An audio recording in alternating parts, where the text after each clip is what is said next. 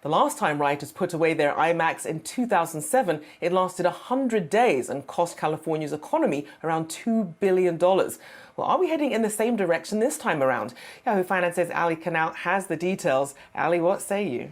Well, Rochelle, it certainly is a big cost because you have to remember it's not just these writers, it's the production crew, it's the stagehands, it's all of these ancillary businesses like limousine companies, catering businesses that will feel the ripple effect of this strike. You mentioned that quickly in the intro. If we take a look at the last writer's strike, which lasted from November 2007 until February 2008, it cost the LA economy an estimated $2.5 billion. Now that includes wages lost by writers and other workers during that shutdown, along with those other Hollywood dependent businesses that I mentioned.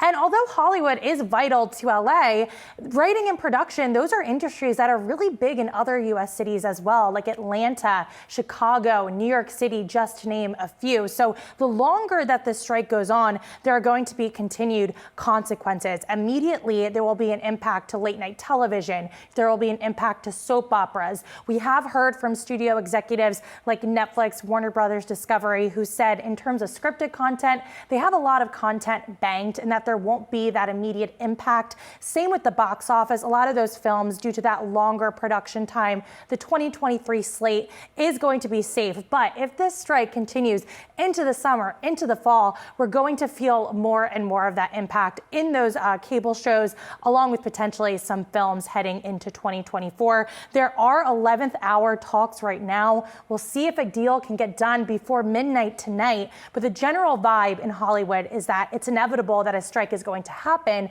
but the hope is that at least it can be short.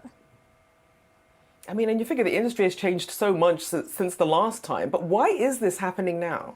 Two words, Rochelle: streaming boom, right? And honestly, a little bit of the pandemic, because these contracts, they expire every 3 years. So the last time these negotiations took place, it was at the height of COVID. Both sides just wanted to keep the lights on. Now we're in this very different mode where we've been in this streaming environment for about 10 to 15 years now, and it's totally changed the way that writers are paid. So with streaming shows, there are less episodes. That means less money in the pockets of these writers. There's also less residuals compared to cable television. So they are saying and arguing that the model needs to change for how they are paid.